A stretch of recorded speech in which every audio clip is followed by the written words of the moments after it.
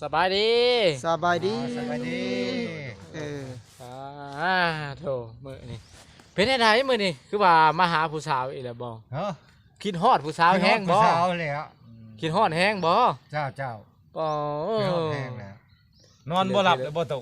บ่บ่รับเลย บ่กินฮอดแห้งเนาะเจ้าใครเนี่ยแต่บ่ให้เนาะใครแม่นคิดฮอดจนให้เด้อเว้นอันนี้พาคิดฮอดซื่อๆอันนี้คิดฮอดจนว่ามาหาอันนี้นะบ่เป็นได้แม่ตู่ สิอดเอาเนาะ ตู่ ฮอดมือก็ค่อยมาเพิ่นว่า เดี๋ยว เอาแหละส่ง เป็นได้ดีใจบ่ผู้บ่าวมาหานี่ ก็ดีใจแล้วเนาะของผู้บ่าวแล้ว นี่ เป็นได้เห็นผู้บ่าวแหละ คู่ เห็น นี่ ผู้ ว่า บ่าว แวว รู้สึกเป็นจังไดจ้ะ คู่นี่แหม ก็มักกันเนาะชื่ออะไร รู้สึกมากกันแม่นบ่ ดีใจบ่แม่นบ่ ดีใจแล้วนะ ผู้บ่าวมาหาเนาะ แม่ โดย เท่าตู่เฮาก็ได้บ่ตู่คือแต่งโตวหล่อแท้มื้อนี่ จังว่า คือมาใส่ดาวคักแน่แท้ มาหาผู้สาวเนาะ ก็บ่รอบ่ได้แล้วอ่ะ อืม มันคนบ่รอแต่เก่า ถามผู้สาวมาดูกินข้าวกับหยังถามเพิ่นดู กินข้าวกับหยังมื้อนี้ กินข้าว กินข้าวกับยังผู้สาว แกงปลา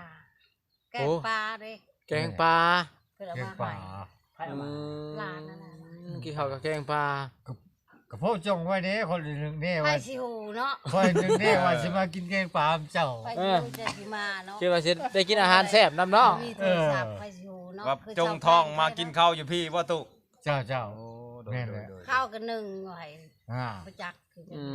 ม แสดงว่าตู้มีเฮานี่อยากมาสะพายเอื้อยเหี่ยวแบบว่าโตจริงรถนะ เจ้า บ่บอกอีกสิมาเนี่ยนะ แม่น ฉันมีโทรศัพท์คือชาวแพงยังใครแล้วเนาะ แม่น บอกนะอันนี้ว่ามีโทรศัพท์โทรใช้เนาะ โดย มันคิดบอกติหมูออกมาหายมันนายำ เจ้าเบิ่ง แพงแล้วเด้อย ำเวียกยำหายยำนาบ่มีเวลาเด้ เจ้า คันบ่ครบกลางคืนโลด เจ้าเบิ่งรู้ความคิดฮอดลาวนี่หาเก็บมักถั่วเก็บเห็ดกระด้างเช้านี่เข้าสวน มาโยงโทร เจ้า เป้า ยังบ่ได้เอามา ลืมอยู่พุ่นเลย หนึ่ง ลืมบักถั่วซ้ำ ลืมทั่วปะอยู่พุ่นจ้ะ เจ้าย่างไปเอาไปผู้บ่าวเอามาให้แล้วอยู่ป่าอ้อย ไปกินข้าวอยู่พุ่นเนาะ บ่ คืน ไปน้ำหมาผู้สาวไปเลี้ยงงัวนะอยู่ป่าอ้อยนั่น เจ้า คอยนอนพุ่นคอยหันนอนอยู่พุ่นได้ โอ้ แม่ พอแล้วยันตุก ข้าว ไปมา ซุ่ม บ่ม คุมเมอร์ มีข้าวซุ้มคูเมอร์ มาชุมกับชาวแพง อ๋อ มานอน คำแม่นว่าตู้มีลอยมาหาอยู่เฮือนนี่ก็บ่เห็นซ้ำแม่นบ่ เว้นแล้ว เพราะว่าคงบ่จักเนาะคันโทรกับฮู้จักเลย อ๋อ เนาะ มันเบิ่งเทื่อผัดจากลอยมากลางคืนนั่นเด้จ้ะมันหนาวมันยังมันอดบ่ได้เนาะตู้เนาะ ชวแพงเลยเนาะ คุณนี่มังนัดเน่าเนาะ แม่นแหละเออ โอ้ยเนาะคนเฮา โอ้ย FC หลายคนว่าเป็นอะไรคือบ่ชวนตูมีไปหาผู้สาวอีกบ่เพิ่นว่า อ่า อืม เพิ่นว่า เพิ่นว่าอยากให้เจ้ามาหากันเพิ่นเสียได้ คู่นี้คือว่ามวนเป็นตาหัวแท้เขาว่า อืม ว่าคู่นี้ตลกคัก สิสมหวังกันจะบ่เนาะคู่นี่เนาะ ป็ไรว่า บ่ตู้มี ฮะ หักจริงบ่หรือว่าแนวใด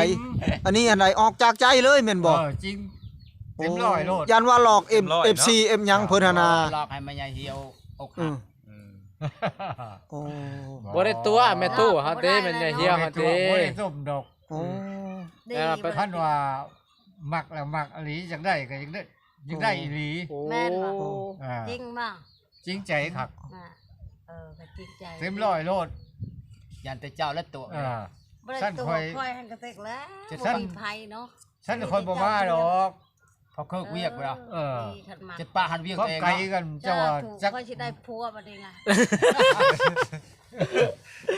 โอ้เขาเจ้าเอามันก็ได้ เจ้าได้ผัวคนก็ได้เมียแล้วติ ขักปันเนี่ย เอาแล้วเนาะหมักกันให้ได้เสียหมักแล้วล่ะ อ่า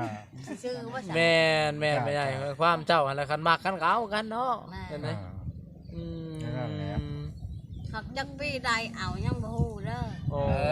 เขาไปเรื่อยๆเนาะต้องใจเย็นๆ เอ เนาะ อใจเย็นๆอย่าคือน้ำลวกไก่หั่น เบิ่งใจกันไปก่อนบ่ในนี้บ่ ดูใจกันไปก่อนเนาะตู้เนาะ บ่แม่นดอกว่าอยากได้มื้อนี้ก็มื้ออื่นนะบ่ว่า โด เนาะ ย ไปเรื่อย มาเลย ๆคือวันนี้เลยมาเห็นหน้าเห็นตาก็มีแฮง โอ้ ค่อยก็เห็นเจ้าก็มีแรง เห็น กัน หน้าเห็นตาก็มีแห้งเนาะ ต่างคนขึ้นมาต่างใส่คา กิ ร น ม ข้าว กัน ก็ แท้ แซ่บ นะ บ่มื้อนี้ โอ้ยแซ่บเลยบ่เว้าเลย หันมาตู้เขาอันเคิร์นอีกแล้วได้หันเคินแล้วมีผู้มักเนาะ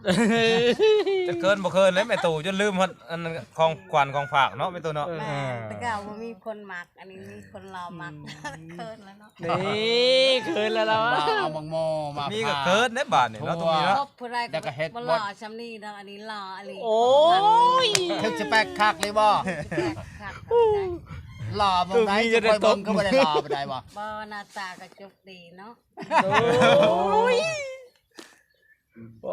เป็นตู้ดีว่านเสน่ห์ใช่ตูมีแล้วเมื่อบ่ได้แล้วบัดนี้นั่น มันก็บ่คือผู้บ่าวเก่าแล้วเออเก่าข่อยว้าวลูกถ่ายฮะว้าวเถอะ เป็นจังได๋ คันข่อยมักเราหันเราไปบ่ได้ดอกทางนั้นข่อยบ่ได้มักเราจริง บ่แม่ตู่ไปคุยกับผู้บ่าวใหม่ไปนะผู้บ่าวเก่าเพิ่นสิบ่ว่าหยังบ่เลย จังว่าอันนั้นแหละจังว่า น่ะว่าได้ เขาก็ยังสนใจอยู่นั่นแหละจังว่า ยังคลองใจผู้บ่าวเก่าเพิ่นอยากมีได้บ่ จังว่าพังมัดพังไผไปอยู่ ใจ นะ มาคิดได้ในนั้น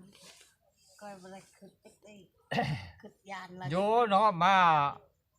าผ่านความสุขหมู่เนาะมันก็บ่ขัก ไม่ ไม่ ทาน เนาะ ความหักคนไผเนาะ อืม ความหักกำลังเข้ามา เจ้า ทานก็ข่อยบ่ได้มักเราเนาะ โอ้ มาแต่ทาน เออ แต่มันก็อยู่นำที่ว่าเราบ่มักนี่แหละเนาะ เจ้าเจ้า ประตูก็เลยมีว่างแน่เนาะประตูเนาะ ข่อยก็ว่ามักผู้นี้แล้วเราสิบ้านได้ไรเราเว้าได้ ตู้เอาก็จะมืดแนวว่าวเนาะตู้เนาะ เจ้า จนมาเป็นแนวว่าวซ้ำเพราะว่ามีหยังก็เกิดขึ้นกับแม่นเจ้าสิหับเองแม่นบ่คันว่าตู้พายเรามาให้ตู้มีนี่นะโอ้ย เองนะ นี่ เจ้า ให้ละมาเราจำไหนบ่ยานเรา นี่ โซว่าตู้พายแบกไมคอนมาหาตู้มีจังจะว่าจัง ให้ ได๋ ละดึงโลดแขน ฮะ หลับแกงดึงโลด เออย านก็เฮ็ดยานมาจากนี่ โอ้ยตู้เป็นอะไรตู้ดีใจบ่ผู้สาวออกหับหมดได้ทุกอย่างได้เพิ่นว่า ดีใจขนาด อืม ครบผู้นี้แล้วก็มักผู้นี้แล้ววะ โอ้ ผู้นี้เปลี่ยนใจอย่างเองเนาะ โดย เขาได้ บ่ บ่ ถ้าคันมีผู้บ่าวใหม่ เขาได้ รอ บ่ คน มัก นี้น่ะ มันบ่เขาได้บ่มักโอ้ยเฮาได้สิมานั่งเฮียงแบบนี้ ยาแล้วเนาะคันเราบ่เลิกก็มักอยู่นี่แหละเนาะ บ่สมมุติว่ามีผู้ใหม่มาแซงกันนะเฮ้ย อันแม่นตู้สิถามเจ้าเด้ออ่ะสมมุติว่ามีผู้บ่าวหล่อๆกว่าประตูมีนี่ เจ้าสิเลือกเขาบ่หรือสิเลือกประตูมีนี่เขาคนมันหล่อๆกว่า ผู้เดียวอันนี้รอสำหรับ หรือว่าสิไล่ใจต่อไปอีก บ่ละใจนะ โอ้แสดงว่าผู้เดียวอันนี้แม่นบ่ ผู้เดียวอันนี้ หักเดียวใจเดียว หักเดียวใจเดียวเอาเลยเนาะ นี่กังกะลีโอ้ยงานนี้มีเดือด ประตูมีว่างแล้วเนาะตู่เนาะ เจ้า อ๋อตู้มื้อแรกสินอนรับอยู่บ่เจ้านั่น โอ้ยยันบ่รับแล้ว เป็นความเป็นง่ายคือเก่าเนี่ย คือเห็นหน้าเราอยู่จ้อยๆอยู่ ก็เลยนอนบ่รับ แต่ เนาะ เมื่อได้ช่องขึ้นแล้วก็ยังคือเห็นหน้าเราอยู่ โอ้ ยังเห็นอยู่ในตาบ่ นี่แหละนะเอา คือเห็นอดีตเฮาอยู่นํกันเว้านํกันคุยกัน คือว่าบ่เข้าฮู้คักแต่เต เออ บ่มาเมื่อกี้นี่บ่เห็นอันผู้สาวนี่บ่เห็นแม่ใหญ่เหี่ยวนี่เป็นไดอันบ่ตกใจบ่มาเห็น ต แล้ว ก เห็น ใจแล้วจันว่าเพิ่นหนีไปบนอื่น จังว่าเพิ่นได้ไปนำผู้บ่าวไปนำอันนั้นแหละเนาะ สิบอกเด้อ ยันบาง บ นั อ ด กยินมาน้ำที่อาบข่อยก็บ่มีน้ำกักก็บ่มีคำจ้างคนมาตักก็บ่มีน้ำเด้อสิบอกให้บ่มีเงินแล้วพากันอยู่เบิ่งบ่มีน้ำบ่มีพื้นคำไปหาก็บ่มี เจ้า ทุกข์ก็เลยได้ บอกไว้ก่อนเนาะ บอก เออ เตือนแล้วนะ เขาคือกันแล้ว เตือนไว้แล้ว น้าบ่มีน้ำแล้วก็ไปตักคือกันเนาะ ก็ตักคือเดียว ค่อยก็ เจ้าฮับค่อยได้บ่บัดนี้ น้ำกินให้หวานนี่ก็ได้ อ๋อ มันบ่มีน้ำใช้ก็ฮะที่จ้างเขาจ้างหลานเองสาวพันวานเลยค่ะ เจ้า จังได้นึ่งเขามันบ่มีเลยนะน้ำเป็ดไก่เนาะแต่ก็เอาแบบมีน้ำก๊อกน้ำเพแล้วก็เจ้าร้านอ่ะเขาบกอะค่ะมีเขาว่ามันเขามั่างมาเลยค่ะ จากน้ำสร้างบ่ น้ำสาง ตะกี้น้ำบาดาลตะกี้มีน้ำบาดาล ไปตักอยู่ไสเดี๋ยวนี้ฮะ พูดน้ำช้างทุ่งนา โอ้ คันบ่ไปตักก็บ่ได้กิน บัดน้ำอันนั้นน้ำโครงการนั่นได้ถ้าอยู่พุ่นนะมันไกลโพดบ่ การกับมันไก่เนาะ สำคัญแล้วจะกับของ เอาน้ำใส่ สำคัญแล้วเฉพาะจังห เอา วัด อก กัน น้ำ เนาะ น้ำนี่แหละ เงินเงินบ่เราบ่ช้ำกันกับลาวเราว่าเฉพาะเฮาจังมักกันเราอ่ะ เจ้ากัน บ่ตู้เด้อันนั้นตู้มีได้ไปตักอยู่ชายชะ มั ตู้ นบุญวัฒนาผู้แลทางความหัวคำพุ่น ปอ ตักกิน แค่ไก่แล้วนั่น บ่นับออกบ่หลายๆหั่นนะ คักปานยังบนเจ้าลงไป บ่ ถ่าย เคยสแปงในน้ำเขามีเนาะ เขามี ก็สบายซักที่ผ้าก็สบายเฮ็ดกินก็สบายเฮาไปเอามาแต่ใช้น้ำค่ะ อืมบ่ไปเอาน้ำเขาเจ้าบ่ได้บ่ไปขอน้ำ ก็ เขา ได้ เจ้า คือกันก็เจ้าให้บอกอยู่ไปเอาค่ะ ไปเอาน้ำลาวในน้ำสะแพนอยู่ใกล้กว่าเนาะ เออ เอาอยู่นานฮะ ไม่ได้ว่า บ่แล้วในเฮือนนี่นะ ยันว่าดำเถือดำใดเนาะก็ เพราะมันหมู่สิตัดหมู่ก็บอกอยู่ อื